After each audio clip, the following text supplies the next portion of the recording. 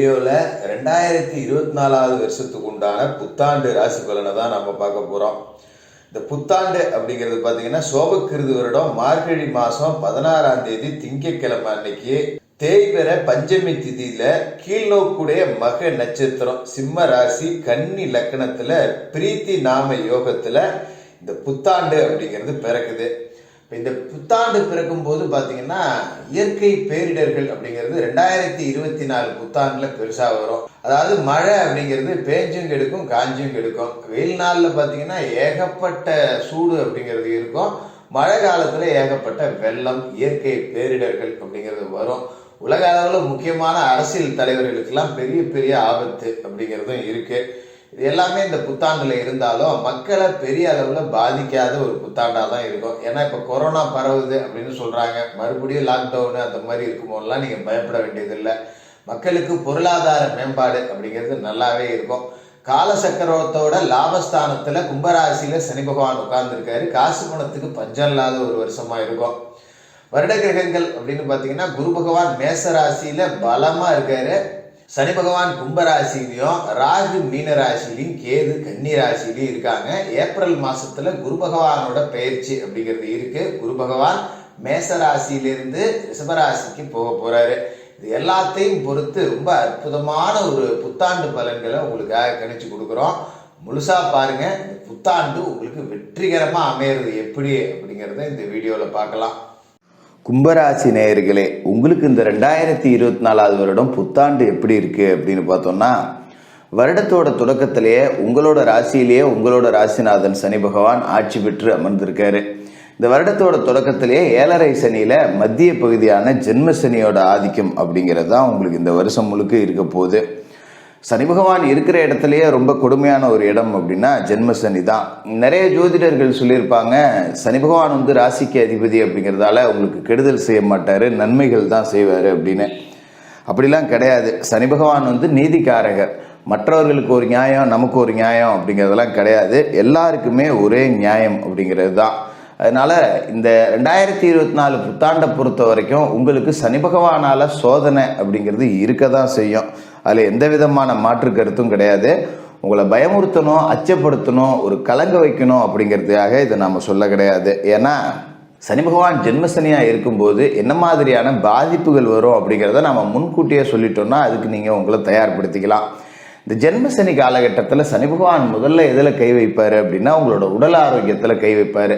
அதுக்காக பெரிய அளவில் ஒரு அறுவை சிகிச்சை செய்யணும் அந்த மாதிரியெல்லாம் போயிடாது, கவலைப்பட வேண்டியதில்லை. சனி பகவான் என்ன செய்வார் அப்படின்னாக்க ஜென்மசனியாக இருக்காருன்னா வயிற்றில் இருக்காரு அப்படின்னு அர்த்தம்.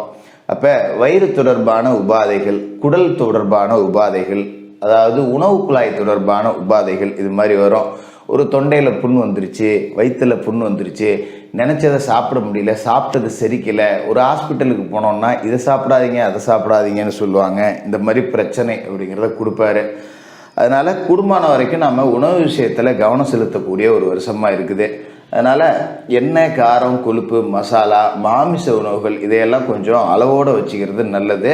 கூடுமான வரைக்கும் வெளியிட உணவுகள், ஹோட்டல் உணவுகளை தவிர்த்துருங்க.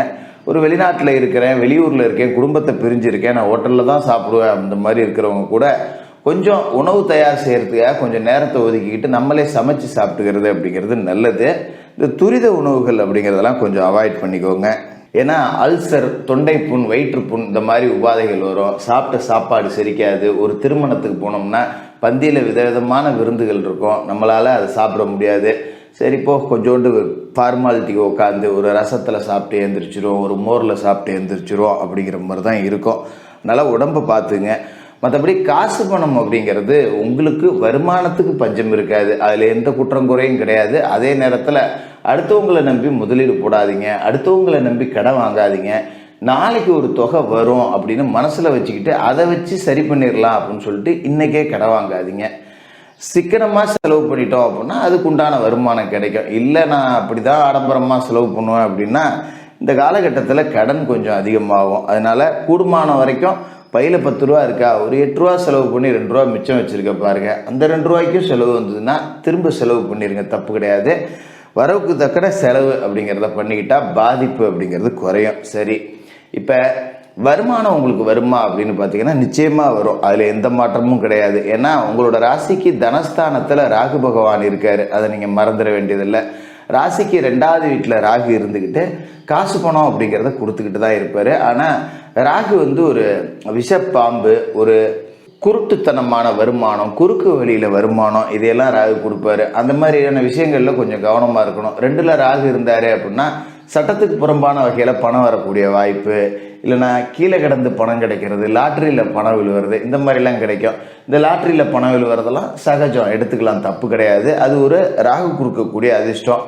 அதே நேரத்தில் குறுக்கு வழியில் பணம் வருது, சட்டவிரோத காரியங்களில் பணம் வருதுன்னா அதில் கவனம் செலுத்தாதீங்க. ஏன்னா நீதிகாரகன் சனி பகவான் ராசியிலே இருக்காரு. அப்படிங்கும்போது சட்டத்துக்கு புறம்பாக எந்த செயல்கள் செஞ்சாலும் அதுக்குண்டான தண்டனை அப்படிங்கிறது கிடைச்சிரும். அப்படிங்கிறதால அந்த பக்கம் போக வேண்டாம். அதே மாதிரி அடுத்தவங்களோட பிரச்சனையில் மூக்க தேவையில்லாமல் நுழைக்காதீங்க.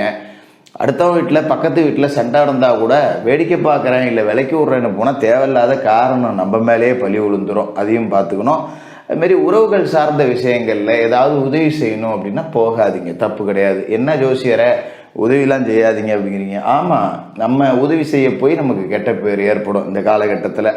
இப்போ உறவுகள் வகையில் ஒரு வரன் பார்க்க சொல்கிறாங்க, ஒரு பொண்ணுக்கு மாப்பிள்ளை தேட சொல்கிறாங்க, மாப்பிள்ளைக்கு பொண்ணு தேட சொல்கிறாங்க அப்படின்னா நம்ம பார்த்து முடிச்சு வச்சோம் அப்படின்னா அதில் ஏதாவது ஒரு பிரச்சனைனா பழி நம்ம மேலே தான் விழுவோம். அதனால் குடும்பமான வரைக்கும் திருமணம் உள்ளிட்ட சுபகாரிய நிகழ்ச்சிகளில் போனோமா, வந்தோமா, சாப்பிட்டோமா, மொய் வச்சோமா, அதோட உங்களோட வேலைகளை நிறுத்திக்கோங்க. சரி, குரு பகவான் உங்களோட ராசிக்கு 3வது வீடான தைரிய வீரிய ஸ்தானத்தில் இருக்கார். ஏப்ரல் மாதம் வரைக்கும் இந்த ஜென்மசனியோட ஆதிக்கம் அப்படிங்கிறத குரு பகவான் கொஞ்சம் குறைச்சிடுவார். அதனால் ஏப்ரல் வரைக்கும் காசு பண புழக்கம் ராகுவாலேயும் இருக்கும், குருவாலேயும் இருக்கும். தைரியமாக சில முடிவுகளை எடுப்பீங்க. ஆனால் ஏப்ரலுக்கு பிறகு குரு பகவான் உங்களோட ராசிக்கு அர்த்தாஷ்டம குருவான் 4வது வீடான ரிஷபராசிக்கு போயிடுறாரு.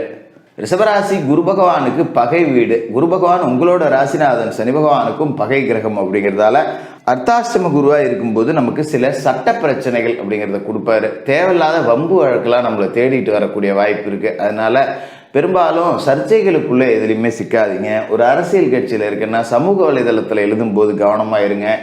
தேவையற்ற கருத்துக்களை பரப்பாதீங்க. வதந்தியா என்ன அப்படிங்கிறத 1க்கு 4 தடவை பரிசோதனை பண்ணிக்கிட்டு அதன் பிறகு கருத்துக்களை பதிவு செய்யுங்க. பொது வெளியில் பேசும்போது வார்த்தைகளில் நிதானத்தை கடைபிடிங்க. இதெல்லாம் ரொம்ப கவனமாக செய்ய வேண்டிய ஒரு வருடமாக இந்த 2024வது வருடம் இருக்குது. அதே நேரத்தில் இன்னொரு பக்கம் பார்த்தீங்கன்னா உங்களோட ராசிக்கு கேது பகவான் ஞானகாரகன் அஷ்டமஸ்தானத்துக்குள்ளே போய் மாட்டிக்கிட்டாரு. அவராலையும் பெருசாக உங்களுக்கு எந்த விதமான நன்மைகள் அப்படின்றத செய்ய முடியாது. அதனால் இந்த 2024 புத்தாண்டை பொறுத்த வரைக்கும் காசு பண புழக்கம் அப்படிங்கிறது உங்களுக்கு இருக்கும்.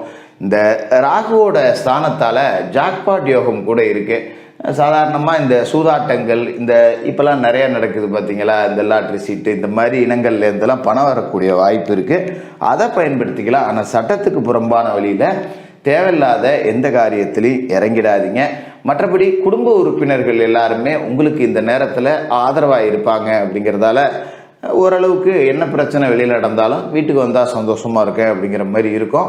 கொஞ்சம் நகை நட்டெல்லாம் அடகு வச்சு தேவையில்லாத பிரச்சனையில் சிக்கிறதால நம்ம செலவு பண்ண வேண்டியது ஒன்று இருக்கும். அப்பப்போ சின்ன சின்ன சண்டை சச்சரவுகள் வந்தாலும் கூட பெரிய அளவில் அது உங்களை பாதிக்காது, கவலைப்பட வேண்டாம். மற்றபடி இந்த 2024வது வருடத்தை பொறுத்த வரைக்கும் தினமும் குளித்து முழுவிட்டு விநாயக பெருமானை வணங்கிட்டு உங்களோட வேலைகளை செய்யுங்க. மாசத்துல ஒரு நாள் குலதெய்வ பிரார்த்தனை செய்யுங்க. சனிக்கிழமையில பெருமாள் வழிபாடும் அனுமன் வழிபாடும் செய்யுங்க.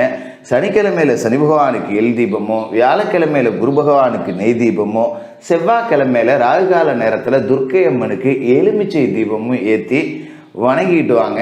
நல்ல பரிகாரமாக இருக்கும். மற்றபடி ஏழை மாணவர்களோட கல்விக்கும் மாற்றுத்திறனாளிகளோட மருத்துவத்துக்கும் உங்களால் முடிஞ்ச உதவிகளை செஞ்சுட்டு வாங்க. சாலையோரத்தில் வசிக்கக்கூடிய வீடு இல்லாதவர்களுக்கு உங்களால் எப்பெல்லாம் முடியுதோ ஒரு அன்னதானமோ இல்லை ஒரு துணிமணி வாங்கி கொடுக்கறதோ இந்த மாதிரி தானம் செஞ்சுட்டு வாங்க. 2024 உங்களுக்கு சோதனை காலகட்டமாக இருந்தாலும் கூட இந்த பரிகாரங்கள் உங்களுக்கு வரக்கூடிய சோதனைகள் அப்படிங்கிறத குறைச்சி கொடுக்கும். கும்பராசிக்காரர்களுக்கு புத்தாண்டு வாழ்த்துக்கள்.